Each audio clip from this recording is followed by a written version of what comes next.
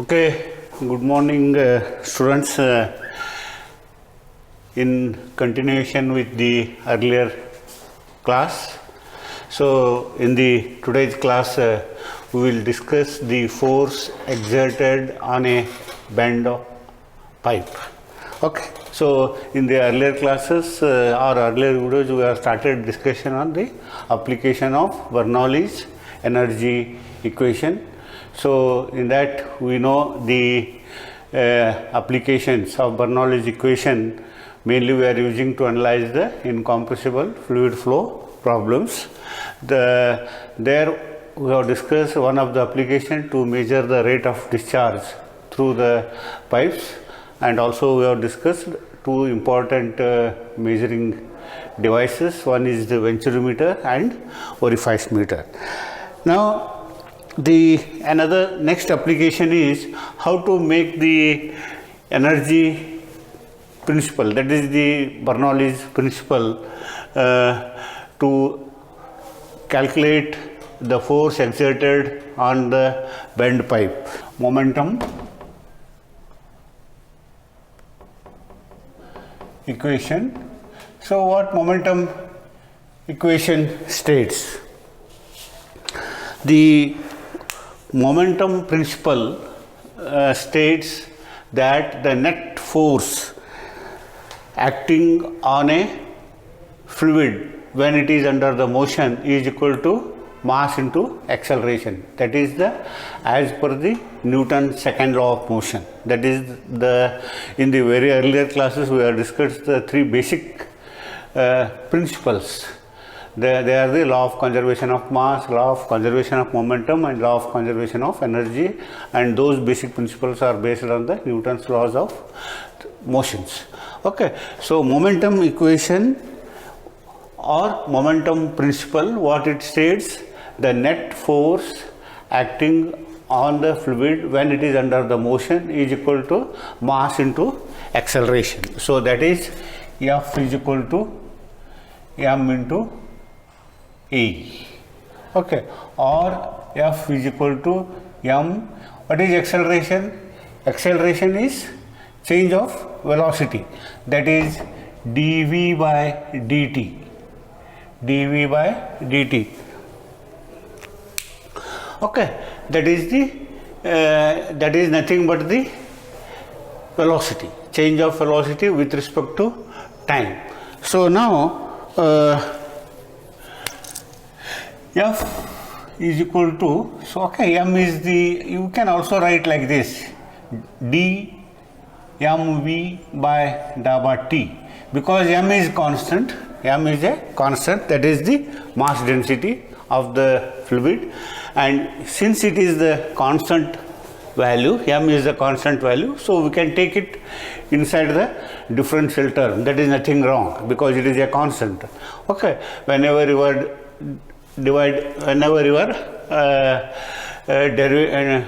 taking the derivative with respect to time, you can take that m outside the derivative term. Okay, so this is called momentum principle. Okay, so now this is, or you can also write this m dt is equal to m dv. Okay, m dv. So this is called impulse momentum principle. What momentum? See, there are two principles, that is the momentum principle, impulse momentum principle. What is the impulse momentum principle? Momentum principle states that the external force is equal to mass into acceleration. The impulse momentum principle, it states that the rate of change of momentum per unit time is proportional to the external force F, or you can also write this F is equal to mass divided by time into dv is what? This is the change in velocity. So that is the final velocity minus initial, or you can write initial velocity minus final velocity, or you can write also F time, m mass divided by time. So let initial velocity is v1 if, and minus final velocity is v2. So what v1 and v2 gives, it is the rate of change of velocity or change in velocity, dv means change in velocity. So change in velocity multiplied by mass divided by time, that gives you the impulse momentum principle. That is the impulse momentum principle. The physical definition is the rate of change of momentum. The rate of change of momentum means with respect to time is proportional to the externally applied force. See, this impulse momentum principle we are using to assess the impact of jet, the application of this impact of jet, and whenever we are analyzing the design and analysis of turbines, okay, and also pumps. So this we will discuss in the next semester, the application of impulse momentum principle in the next semester, when we will discuss the impact of jet, turbines and pumps. So in the today's class we will discuss the force exerted by the flowing fluid on the bed. Okay, so this is the momentum principle, this is the momentum principle, and this is the impulse momentum principle. Okay, so with this now, so let us apply the momentum principle to calculate force exerted on the bend of pipe. Okay, so this is the, you just please refer this sketch. This is the pipe, this is the pipe, and this pipe is going to connect a bend as shown in figure. Okay, so the direction of flow is like this. Because of bend, it deflects and flow starts flowing in this direction. Okay, in this direction. So now let us consider two sections, section 1.1 and section 2.2. Okay, section 1.1, let v1 velocity of flow at section 1.1, P1 at this section, let P1 is the pressure intensity, P1 is the pressure intensity at section 1.1, and A1 is the area of cross section of pipe at section 1.1. Similarly, at section 2.2, V2 is velocity of flow at section 2.2. P2 is pressure intensity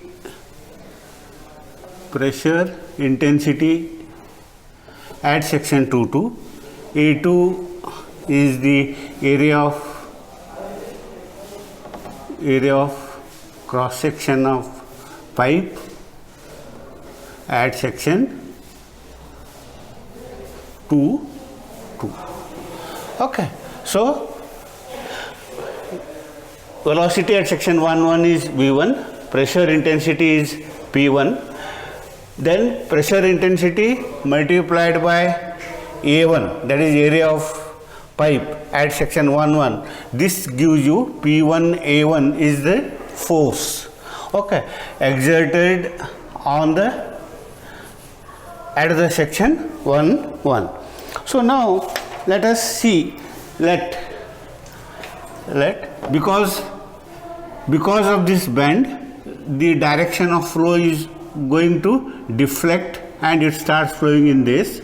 So this is the force exerted by the flowing fluid on the bend. So and it deflects, okay, because of the bend, making an angle of theta with the horizontal. So let us take the component of this force in the x and y direction. Fx and Fy are the components of force F in the x and y direction. In the x and y direction, then this fluid, it comes out after the deflection, it comes out through at this point, at the section 2-2 or beyond the section 2-2, it comes out with the velocity v2. So again it makes same angle theta. So resolving this v2 in the x direction, that is v2 cos theta, and resolving this in the vertical direction, that is v2 sin theta. See, now the forces, as you know, the forces which are for the ideal fluid flow, the forces which are acting on the surfaces are the surface force and also the volumetric force. Okay, only we have considered these two forces when we are deriving the Euler's motion equation, and that Euler's motion equation we are derived for the ideal fluid or for the theoretical fluid, considering only two forces, that is the surface force and the volumetric force. Now let us apply the momentum principle. What momentum principle states? The sum of the external forces must be equal to mass into acceleration, mass into acceleration. Okay, so that is force is equal to m into a. Force is equal to mass into acceleration. That is the momentum principle. It based on the Newton's second law of motion. What are the external forces? Okay, the surface force right here, applying momentum principle.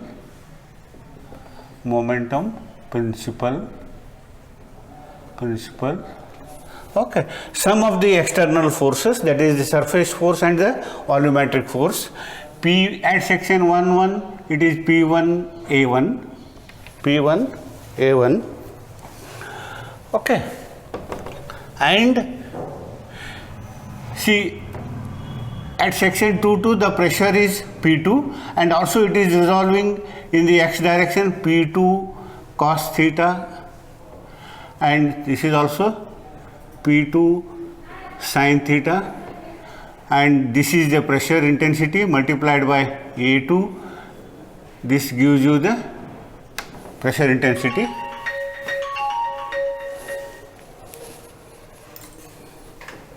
So minus P2 A2 cos theta, P2 minus P2 A2 cos theta, minus this Fx, minus this Fx is equal to, minus this Fx is equal to mass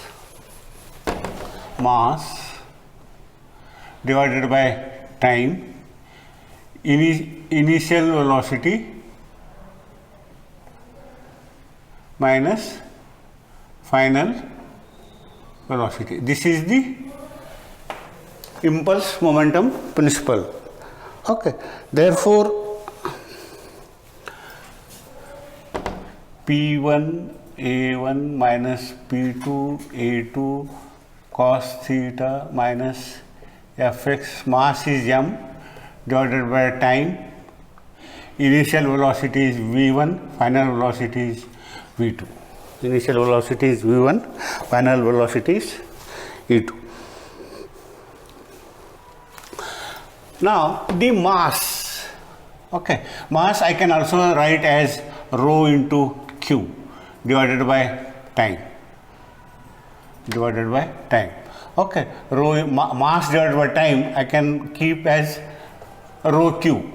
Okay, V1 minus V2. So now observe the rho q means what? Mass density, it is kg. Discharge in meter cube per second. Mass density is kg per meter cube, that is kg per meter cube. Okay, that is the dimension of the mass density. Mass density rho is the weight or mass divided by volume. So kg per meter cube multiplied by discharge, that is the q, meter cube per second. So this meter cube per second cancels. Ultimately you are getting what? Kg divided by time. So kg means what? It is mass. So mass I am keeping as rho, mass density multiplied by q. So ultimately what you are getting? Kg divided by time. So here also it is mass kg, time is per second, per unit time. It may be second, minute or hour. So let us take second. So P1 A1 minus P2 A2 cos theta minus Fx is equal to rho q V1 minus V2. Rho q V1 minus V2. So now you just simplify this equation.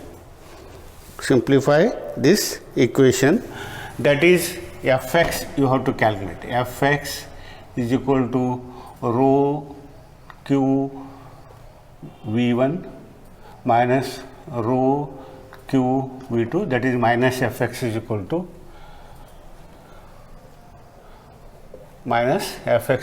to rho q V1 minus rho q V2 minus P1 A1 plus P2 A2 cos theta. P2 A2 cos theta. So write, or it is Fx is equal to minus rho q V1 plus rho q V2 plus P1 A1 minus P2 A2 cos theta. So write this as equation 1. So this is Fx. This gives you the Fx. So this is V2 cos theta, V2 cos theta, that is final velocity is V2 cos theta. So similarly here P2 A2 cos theta. So this is also here cos theta, rho q V2 cos theta. So see, initial velocity is V1, that is V1, final velocity is V2 cos theta. Okay, final velocity is V2 cos theta. So this is V2 cos theta. Please you just see this. Okay, so after simplification you are getting equation 1, that is Fx.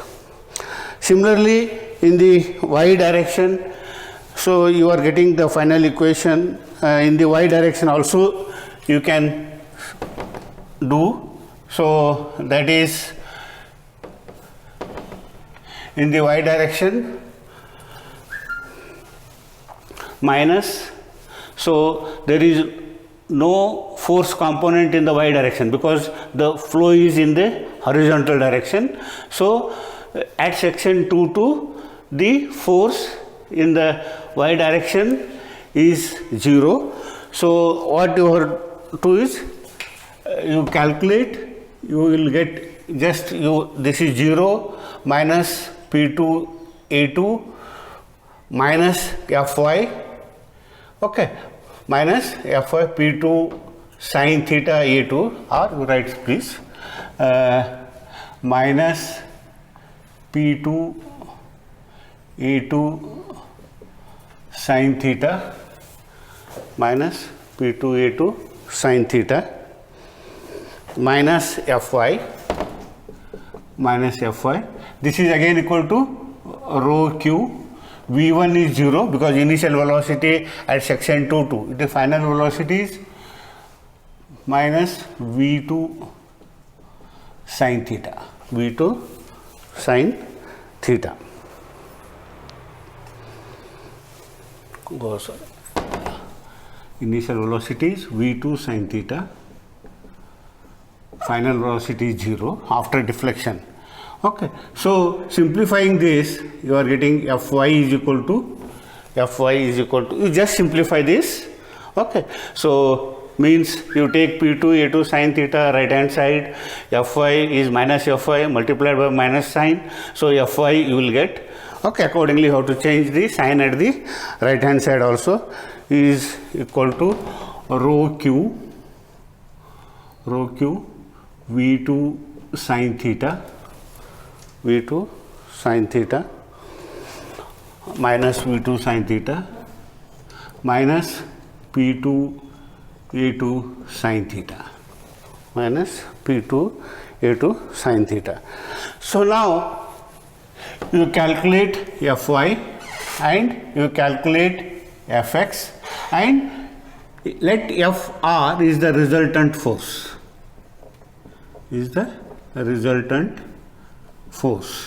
So from in the engineering mechanics, the resultant force Fr is equal to square of sum of vertical forces plus sum of the square of the horizontal forces.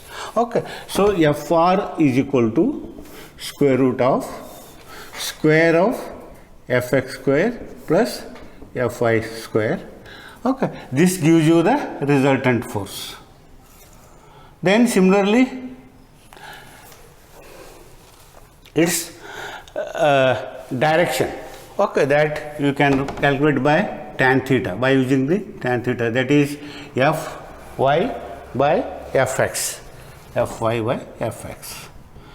Okay, so whenever you are analyzing the problem in the bend, so you have to calculate first the net force exerted by the bend. By using the momentum principle, you have to calculate the net force exerted by the bend due to the bend in the x direction, and also the net force exerted by the bend in the y direction. Then you find the resultant of those two forces, that is the sum of the forces in the x direction, sum of the forces in the y direction. Then take the square of those two and you add and take square root of that, so you are getting the resultant force. So this is the equation for force exerted on the bend by making the use of momentum principle. Okay students, you please refer the notes which we have already uploaded the notes, and since if you have any problems or any doubts or any difficulties, you contact either me or Professor Sandeep Watar. Okay, so he will be always available. Sandeep Watar is always available, and also I am also available. So either you can call me or you can call Sandeep Watar, or ask your any doubts or any questions. Okay, this is the force exerted on a bend of pipe making the use of momentum principle. Okay, so in the next class we will discuss the vortex flow.